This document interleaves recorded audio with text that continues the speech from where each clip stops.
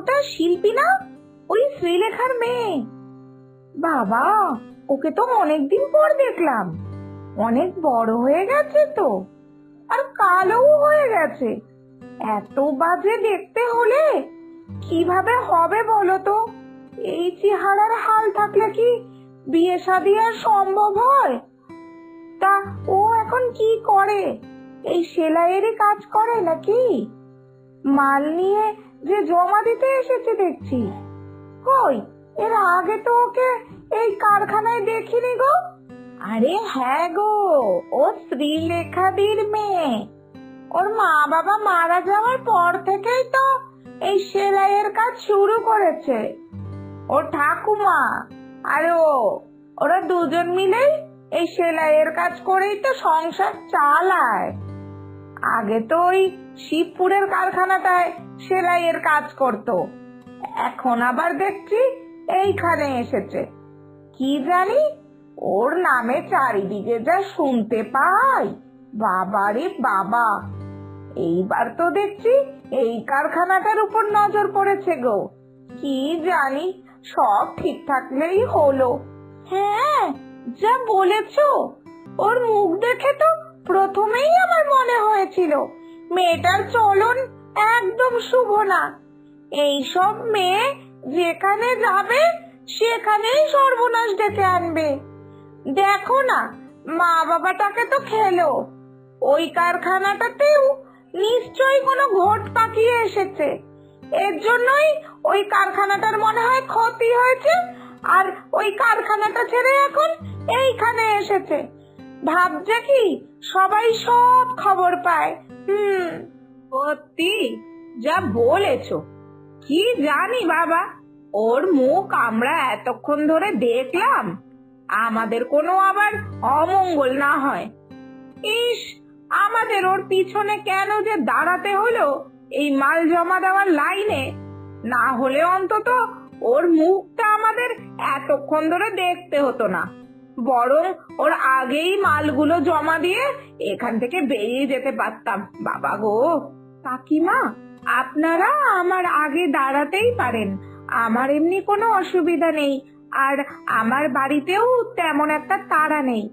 আপনাদের যদি খুব অসুবিধা হয় তাহলে যান না, আমার আগে গিয়ে দাঁড়ান, আমার সত্যিই কোনো অসুবিধা নেই। ও বাবা, এ কি মুখ রে! দেখলে মিতালি, দেখলে? চোখে মুখে তো এতটুকু লজ্জা নেই গো, আবার উপরন্তু চোপা করছে আমাদের সাথে। আমাদের নামে সবাই যদি এইসব আলোচনা করতো, আমি তো লজ্জায় মরেই যেতাম। এ আবার দেখি হাসি হাসি মুখ নিয়ে চোপা করতে এসেছে। ভাবা যায়? উফ বাবা গো। হ্যাঁ গো হ্যাঁ, আমি এইসব প্রথম থেকে জানি। এর জন্যই তো ওর সামনে দাঁড়াতেও চাই না। কিন্তু কি আর করবো বলো, সবই তো কপাল। এই আমাদেরই কপাল। আমাদের কপালও বুঝি খারাপ, তাই তো ওর পিছনে এসে দাঁড়াতে হলো। নাকি এবার দেখো, ওর দর্শন পেয়ে এবার থেকে আমাদের কপাল খারাপ সবে শুরু হলো গো।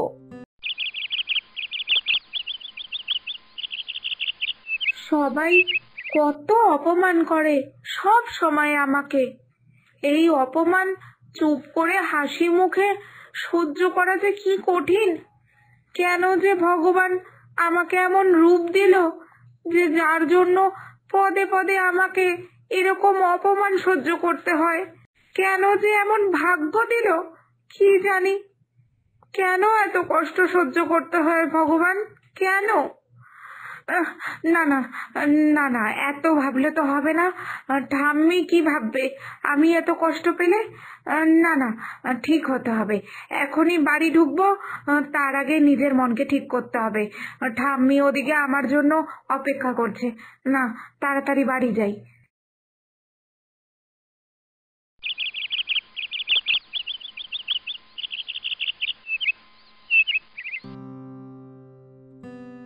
কি রে সোনাই, খেতে চলে আয় না বাবা। আমি আর কতক্ষণ বসে থাকবো বলতো? খাওয়া দাওয়াটা সারলে আমি এই দিকটা সব গুছিয়ে রাখতে পারি। আমি তো বুড়ি হয়েছি নাকি? তাহলে দিদি ভাই, তুই বল, আমার তো কাজ করতে সময় লাগেও বেশি, তাই নয় কি? আয় না বাপ, আয়, খেয়ে নে তো দেখি। এই তো ঠাম্মি, হয়ে গেছে, এখনই খেতে আসছি। তবে ঠাম্মি, তুমি এই শরীর নিয়ে একটু বেশি কাজের চাপ নিয়ে ফেলছো। আমি তোমাকে কতবার বলেছি বলতো যে তুমি শুধু রান্না করবে, বাকি কাজের দায়িত্ব সব আমার। কিন্তু তুমি আমার কথা শুনতেই চাও না। তুমি যে রান্না করছো, এটাই তো আমার কাছে অনেক বড় ব্যাপার। আচ্ছা ছাড়ো এসব কথা, এই আমার কাজ হয়েই গেছে, হাতের কাপড়টা গুছিয়েই খেতে আসছি। আমি কিন্তু খেয়ে সব গুছিয়ে ফেলবো, রান্নার জায়গা টাগা। তুমি কিন্তু তারপরে শোবে, ঠিক আছে? তুই চুপ কর তো দেখি। সব কাজই যদি তুই করিস, তাহলে কি আমি বসে থাকবো নাকি? হ্যাঁ, তাই চুপ করে তুই খেতে আয়। আর হ্যাঁ, যদি আমার কোনো কাজ তুই করে দিতে চাস, তাহলে বরং আমাকে ওই পুকুর থেকে এক কলসি জল এনে দে না সোনা। আমি এই বয়সে কলসি করে পুকুর থেকে তো জল আনতে যেতে পারি না, বুঝিসই তো। হ্যাঁ হ্যাঁ, এই তো আমার হয়েই গেছে। আমি খেয়ে নি, তারপরেই এক এক করে তোমার সব কাজ করে দিচ্ছি, কেমন? তুমি তো আমার সোনা ঠাম্মি, তোমার জন্যই তো আমি বেঁচে আছি গো ঠাম্মি। আমার ভালো থাকার আর আমার বেঁচে থাকার একমাত্র কারণ হলে গিয়ে তুমি গো ঠাম্মি। তোমাকে আমি কোনো কাজ করতে দেব না, তুমি শুধু আরাম করবে, বুঝলে?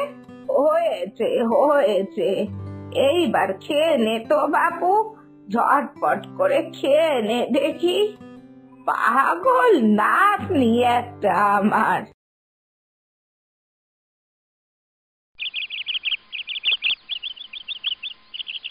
এই যে রোজ রোজ ও যে এই পুকুর পাড়ে জল নিতে আসে, ওকে কেউ বারণ করে না কেন বলো তো? এই পুকুর থেকে আমরা সারা গ্রামের লোকরা জল নিতে আসি, আমাদেরকে আসতেই হয়। আর এইভাবে যদি রোজ রোজ ওর সাথে দেখা হতে থাকে, তাহলে কি জানি কবে যে আমাদের আবার অমঙ্গল ঘটে। আমার না এইসব নিয়ে খুব ভয় লাগে গো। আর বলো না, শুধু কি আর এই পুকুর ঘাটেই আসে নাকি ও? বাজারে, দোকানে, কারখানায়, সব জায়গায় একেবারে ঘুরে ঘুরে বেড়াচ্ছে। এই নিয়ে যে পুরো গ্রামের লোকের কি অসুবিধা হচ্ছে জানো না, চারিদিকে সবাই আলোচনা করছে, কিন্তু কি আর করবে কেউই বুঝতে পারছে না। অমঙ্গলের ভয়ে তো সবাই কাটা হয়ে রয়েছে, জানো না। কিন্তু এই মেয়ের তো কোনো লজ্জা নেই কো, সারাক্ষণ হাসছে, যে যাই বলো তাও হাসে। এই মোটা চামড়া হয়ে গেছে মনে হয়। সেটাই তো, একে তো রূপের ওই ছিরি, তার উপরে আবার বাপ মাও নেই। ওই তো থাকে ওই কুড়ে একটা ছোট ঘরে। চিন্তা করেছো তাহলে ওর কত সাহস থাকলে ও সবার কথা উপেক্ষা করে আবার এই হাসি হাসি মুখ করে থাকে। সবাই এদিকে অমঙ্গলের ভয়ে কাটা হয়ে রয়েছে বলছো, আর এইদিকে এই মেয়ের হাসি খুশি আনন্দই শেষ হয় না, বাপ মাকে খেয়েও আনন্দ শেষ হচ্ছে না। বাবা রে বাবা, চলো চলো, এখানে আর দাঁড়িয়ে কাজ নেই, আমরা বরং বাড়ির দিকে যাই।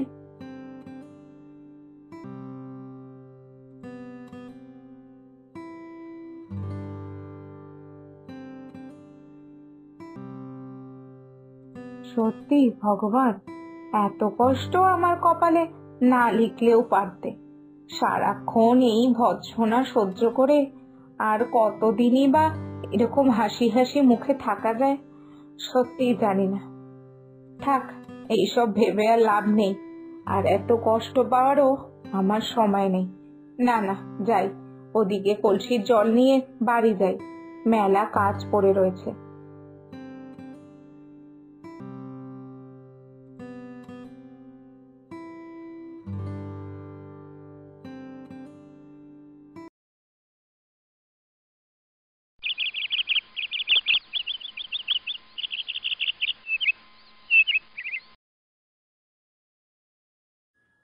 ও ঠাম্মি, ঠাম্মি, দিদি আছে গো বাড়িতে? আমি একটু দিদির সাথে কথা বলতে এসেছি। আমার দিদির সাথে কথা বলাটা খুব দরকার গো। দিদি আছে নাকি? হ্যাঁ, আছে তো, ঘরেই আছে। যা না, ঘরে যা। ও ঘরে ওই কাজ করছে তো, মেশিন করছে না। তবে বাবা, এমনি সব ঠিক আছে তো? কোনো অসুবিধা হয়নি তো? অসুবিধা হলে কিন্তু আমাকে বলতে পারিস না। মানে হঠাৎ করে তুই যে এইভাবে খুঁজছিস এই দিদিকে, তাই তো আমার একটু ভয় লাগলো। না না ঠাম্মি, কোনো অসুবিধাই হয়নি। আমি এমনি দিদির সাথে একটু কথা বলতে এসেছি, আমার একটু দরকার গো। তাহলে আমি যাই না ঠাম্মি, আমি একটু ঘরে যাই, দিদির সাথে কটা কথা বলে আসি।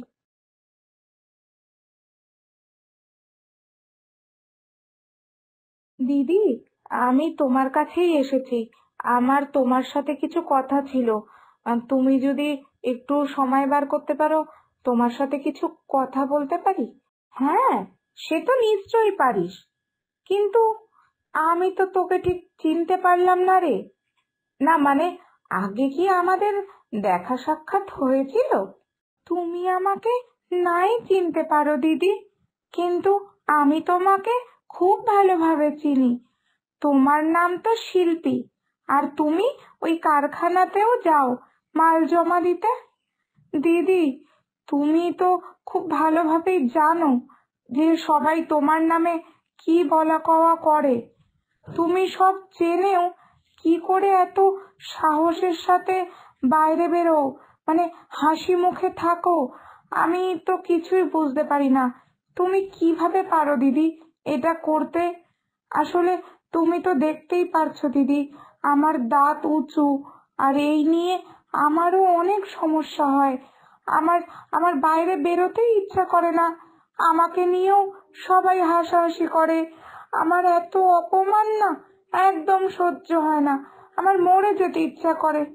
তাই তো তাই তো আমি তোমার থেকে জানতে এসেছি যে কিভাবে তুমি পারো এইভাবে এত অপমান শুনেও হাসি মুখে থাকতে। দূর বোকামে, এটাও কোনো কথা হলো? দেখ, কষ্ট তো আমারও হয়, দিনের শেষে আমিও তো মানুষ, তাই না?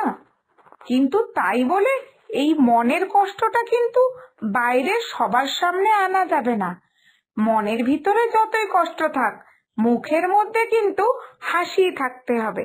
যেমন দেখ না, তোকে যে কষ্ট দিচ্ছে, সে যদি জানতে পারে তার কথায় তুই কষ্ট পাচ্ছিস, তাহলে সে তোকে আরো বেশি করে কষ্ট দেওয়ার চেষ্টা করবে। তাই তোকে সব সময় এমন ভাবে থাকতে হবে যে কারোর কথায় তোর কিছুই যায় আসছে না, তুই কিন্তু খুব খুশি মনে মনে। বুঝতে পেরেছিস? আর তুই যদি এটা বাইরের লোককে বুঝিয়ে দিতে পারিস যে তাদের কোনো কটু কথাই তোর উপরে কোনো প্রভাব ফেলতে পারছে না, তুই মনের দিক থেকে খুব খুশি আছিস, তাহলে হয়তো ওরা এক সময় গিয়ে তোকে কটু কথা বলা বন্ধ করে দেবে।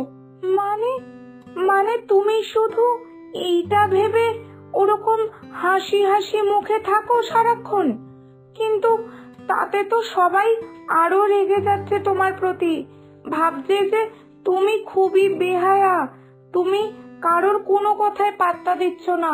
তারা তো অনেক রকম কথা বানাচ্ছে তোমার রূপ নিয়ে, তোমার বাবা মার না থাকা নিয়ে, সব নিয়ে। হ্যাঁ, সেটাই তো আসল কথা।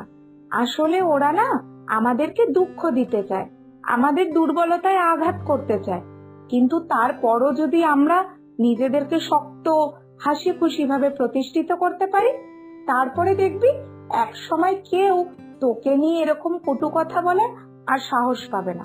অন্তত নিজের কাছে নিজে তো ভালো থাকতে পারবি। তাই আমি বলছি, লোককে দেখাতে চাস না যে তোর মনের ভিতরে কতটা দুঃখ কষ্ট। তুই কিন্তু হাসি মুখে থাক।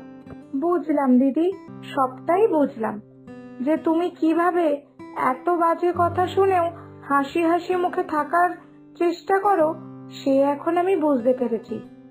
না, এবার থেকে তাহলে আমিও আমিও তোমার মতো হওয়ার চেষ্টা করব। আমি ভিতর থেকে খুশি থাকার চেষ্টা করব। আর যদি ভিতর থেকে খুশি নাও থাকতে পারি, অন্তত বাইরের লোককে তো এটাই দেখাবো যে আমি কত খুশি। তাহলে অন্তত যদি আমার দুঃখ একটু কমে।